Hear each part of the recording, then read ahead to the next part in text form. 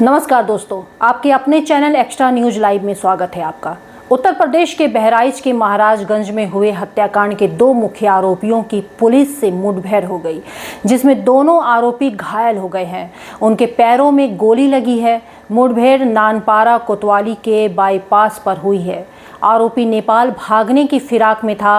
हांडा भैंसहरी नहर के पास का ये पूरा मामला है।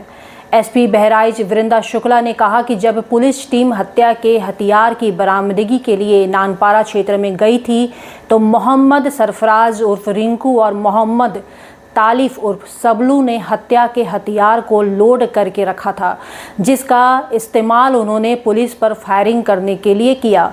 आत्मरक्षा में पुलिस ने जवाबी फायरिंग की, जिसमें दोनों घायल हो गए।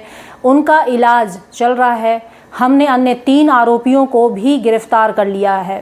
सभी 5 को आधिकारिक तौर पर गिरफ्तार कर लिया गया है। उन सभी के खिलाफ सख्त कार्रवाई की जाएगी। अन्य आरोपियों की भी तलाश जारी है और जो आरोपी जख्मी हैं उनका इलाज चल रहा है और वे जीवित हैं। सरफराज उर्फ रिंकू और मोहम्मद तालिम उर्फ सबलू, इनकी निशानदेही पे जब पुलिस की टीम नानपारा क्षेत्र में मर्डर वेपन की रिकवरी के लिए गई तो वहां पे इन्होंने मर्डर वेपन को लोडेड हालत में रखा हुआ था, जिसको लेकर पुलिस पर फायर किया गया। पुलिस ने अपनी आत्मरक्षा में जवाबी फायरिंग की, जिसमें इन दोनों को गोली लगी है। ये घायल हुए हैं। इनको उपचार के लिए पहुंचा दिया गया है और जो अन्य 3 अभियुक्त हैं उनको भी हमने हिरासत में ले लिया गया है। आज 5 को औपचारिक रूप से गिरफ्तार किया गया है। सभी के खिलाफ ठोस कार्रवाई की जाएगी। रासुका की कार्रवाई भी जल्द इनके विरुद्ध अमल में लाई जाएगी और अन्य जो अभियुक्त हैं उनकी तलाश भी जारी है। हमारी टीम्स ग्राउंड पे लगी हुई हैं। इन लोगों को गोली कहां से लगी? किसी के जी अभी उपचाराधीन है। घायल है, मौत किसी की नहीं हुई है। पुलिस के अनुसार गिरफ्तार 5 आरोपियों में 3 नामजद आरोपी हैं, जिनमें मोहम्मद फरीन, मोहम्मद सरफराज और अब्दुल हमीद शामिल हैं। इनके अलावा मोहम्मद तालिम उर्फ सबलू और मोहम्मद अफजल की गिरफ्तारी हुई है। वहीं इस एनकाउंटर को लेकर राजनीति भी शुरू हो गई है।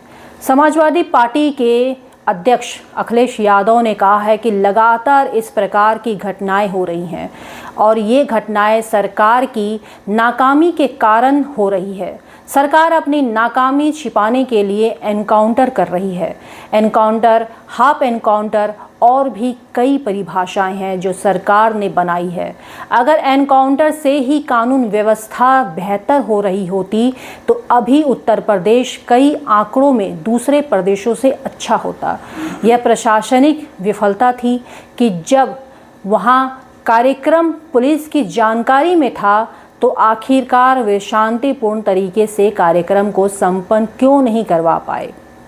एनकाउंटर करना और नफरत को बढ़ावा देना यह इस सरकार के काम करने का नया तरीका है। यह कहाँ की न्याय व्यवस्था है? आगे बढ़ने से पहले सुनिए कि अखिलेश यादव ने क्या कहा। और ये घटनाएं जो हो रही हैं वो सरकार की नाकामी की वजह से हो रही हैं। सरकार अपनी नाकामी छिपाने के लिए एनकाउंटर कर रही है। एनकाउंटर, नई परिभाषा में हाफ एनकाउंटर और भी कई परिभाषाएं जो सरकार ने बनाई हैं। अगर एनकाउंटर से ही लॉ एंड ऑर्डर बेहतर हो रहा होता तो अभी उत्तर प्रदेश कई आंकड़ों में और प्रदेशों से अच्छा होता। जीरो टॉलरेंस का नारा देने वाले उन्हें खुद अपने आप पर सोचना चाहिए। ये एडमिनिस्ट्रेटिव फेलियर था, सरकार का फेलियर था कि जब वहां पर तय था, पुलिस की जानकारी में था, तो आखिरकार आपने शांतिपूर्ण ढंग से क्यों नहीं प्रोसेशन को ले जाने दिया या उस कार्यक्रम को संपन्न क्यों नहीं करा पाए। जो लोग एक शांतिपूर्ण तरीके से एक कस्बे, गांव का या आसपास के लोगों का कार्यक्रम शांतिपूर्ण से संपन्न नहीं करा पा रहे हैं, उनसे लॉ ऑर्डर की क्या उम्मीद करेंगे आप? और फिर ये इनकाउंटर, हाफ इनकाउंटर, ये डराने के लिए हैं। आप मुझसे ना नाम बताते ना कुछ बताते, तब भी मैं कह सकता था कि इनकाउंटर किसका किया इन्होंने। इनकाउंटर करना और नफरत को बढ़ावा देना, ये सरकार को नया तरीका मिल गया काम करने का। ये अपनी सब नाकामी छिपा रहे हैं। याद कीजिए, उससे पहले दुनिया में कहीं ऐसा होता हो कि जब पहले इनकाउंटर पे सवाल उठाओ मंगेश पर, तो सरकार कहती है क्योंकि हमें बैलेंस करना है तो उसमें क्षत्रिय को भी मार दिया। तो ये कहां का लॉ एंड ऑर्डर है? कहां की ये व्यवस्था है जहां पर आप बैलेंस करने के लिए किसी की जान ले रहे हैं? और सरकार अपनी नाकामी छिपाने के लिए खासकर इस तरह के इनकाउंटर कर रही है। बहराइच एनकाउंटर पर कांग्रेस के प्रदेश अध्यक्ष अजय राय ने कहा कि सरकार शुरू से ही फर्जी एनकाउंटर करवा रही है, वे सिर्फ अपनी विफलता को छुपाने की कोशिश कर रही है। ये पहले से फर्जी इनकाउंटर करा रही है, चाहे वो मंगेश यादव का हो, अजीत प्रताप सिंह का हो, चाहे ये बहराइच, ये केवल और केवल अपने फेलियर को, अपनी कमियों को छिपाने के लिए किया। इसमें जो पीएम बहराइच में जिस मकान मालिक अब्दुल हमीद पर गोपाल मिश्रा पर गोली चलाने का आरोप है, उनकी बेटी रुखसार बता रही है कि 14 तारीख को मेरे पिता अब्दुल हमीद, मेरे 2 भाई सरफराज, फ़हीम और उनके साथ एक अन्य युवक को यूपी एसटीएफ ने उठा लिया है। मेरे पति और मेरे देवर को पहले ही उठाया जा चुका है। किसी भी थाने से उनकी कोई खोज खबर नहीं मिल पा रही है। हमें डर है कि उनका एनकाउंटर ना कर दिया जाए और उनकी हत्या ना हो जाए। रुखसार ने पीएम मोदी से अपने परिजनों की सुरक्षा की गुहार लगाई है। साथ ही उन्होंने सीएम योगी से भी अनुरोध किया है कि वे इस तरह की घटना को होने से रोके। रुखसार उर्फ सालिया है। मैं बहराइच के वानागंज की रहने वाली हूँ। मेरा मायका महाराजगंज में है। रविवार को जो वहाँ दंगा हुआ है, उसमें जिस आदमी की मृत्यु हुई है, उसका इल्जाम मेरे पिता और मेरे भाइयों पे आया है। मेरे पिता का नाम अब्दुल हमीद और मेरे भाई का नाम सरफराज अहमद और मोहम्मद फहीम है। उस दंगे के बाद 14 तारीख को एसटीएफ की टीम मेरे घर पहुंची और वहाँ केवानागंज पहुंची, मेरे ससुराल, और वहाँ मेरे घर की तलाशी ली। जब वहाँ कोई नहीं मिला तो वो लोग मेरे पति ओसामा और मेरे देवर शाहिद को लेके चले गए। उसके बाद से उन लोगों का कोई अता पता नहीं चल रहा है। कल 16 तारीख को जो है मुझे गांव से कुछ पता चला कि जो है कल 16 तारीख को गांव से मुझे खबर मिली कि धर्म कांटे के पास से मेरे पापा और मेरे भाइयों को अरेस्ट कर लिया गया है। उनके साथ 1 लोग और हैं। 4 लोगों को अरेस्ट किया गया है, लेकिन उनका भी कुछ पता नहीं है। न उनका कहीं कुछ दिखाया जा रहा है, किसी थाने में भी वो नहीं है, न कोई कप्तान कुछ बता रहे हैं, न मीडिया में कुछ पता चल रहा है। हमको डर है कि उनका फर्जी इनकाउंटर दिखा के उनकी हत्या कर दी जाएगी और मेरे पति ओसामा और शाहिद को भी मेरे पति ओसामा और शाहिद की भी हत्या कर दी जाएगी। माननीय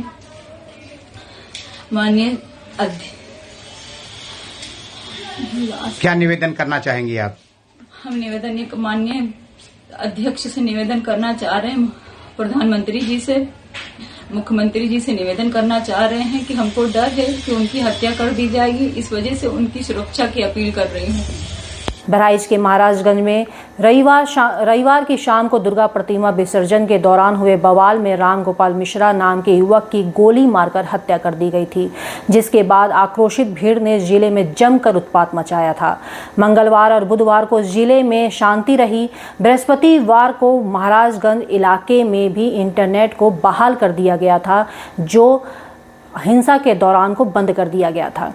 अब सवाल ये है दोस्तों कि जब ऐसी हिंसाएं होती हैं तो क्यों नहीं इसमें किसी मंत्री और संतरी के बेटे और बच्चे होते हैं? आखिर इन हिंसाओं के पीछे आम जनता, आम लोग, आम युवक क्यों होते हैं? क्या कभी देखा है आपने कि कोई अगर मुस्लिम का कोई अगर यात्रा निकल रही हो, कोई रैली निकल रही हो, तो उसमें कोई मुस्लिम किसी घर के छत में जाकर झंडे को उतारता है, रैलिंग को तोड़ता है? लेकिन इस बार ऐसा देखने को मिला कि जब हिंदू की ऐसी रैली निकल रही थी, दशहरा की रैली निकल रही थी, तो क्या ज़रूरत थी कि किसी मुस्लिम के छत पे चढ़ के उसके झंडे को उतारा जाए, उसकी रैलिंग को तोड़ा जाए? ये भी वीडियो तेज़ी के साथ वायरल हो रहा था। तो वहीं दूसरा वीडियो एक और वायरल हो रहा था, जिसमें साफ तौर पर यह दिखाया जा रहा था कि किस तरीके से गोपाल मिश्रा को गोली लगी जब वो झंडे को फोल्ड कर रहा था। ये दोनों ही वीडियो सोशल मीडिया पर वायरल है। आप हो सकता आपने देख लिया होगा, या आप जाकर देख भी सकते हैं सर्च करके। कुछ ऐसे नियम हैं जिसकी वजह से मैं ऐसे वीडियो यूट्यूब पर दिखा नहीं सकती हूँ। गलतियाँ दोनों तरफ से होती हैं। जब मुस्लिम समुदाय के तरफ से कोई त्यौहार होता है तो कभी भी ये सुनने और देखने को नहीं मिलता है कि वो किसी के घरों में चढ़कर उनके झंडे को उतारेंगे या उनके घर में कोई तांडव करते हैं। तो आखिर क्या वो रीज़न आ जाता है कि जब हिंदुओं की ऐसी कोई पूजा पाठ या यात्राएं होती हैं तो वे क्यों ऐसे दंगे को उकसाते हैं, क्यों ऐसे गाने को डीजे में बजाते हैं। धर्म और आस्था को सिर्फ धर्म के साथ ही जोड़ा जाना चाहिए, लेकिन आज कहीं कुछ और ही है। संवैधानिक तौर पे आज की जो मौजूदा सरकार है वो वैसे तमाम तरीके के बयान मंच से देती आई है कि किस तरीके से बटोगे और कटोगे। ये भी आप सोशल मीडिया पर देख सकते हो। मुझे बताने और दिखाने की ज़रूरत नहीं है, सब कुछ वहीं है और वहीं से ही ये युवा उनके दिमाग में ये आता है कि बटोगे तो कटोगे। इस चक्कर में वो इस तरीके से हिंसा, इस तरीके की घटनाओं को अंजाम देने में उतर आते हैं। फिलहाल आज की जो घटनाएं बहराइच की हैं वो बिल्कुल भी सही नहीं है, उसको हम बिल्कुल भी समर्थन नहीं करते हैं।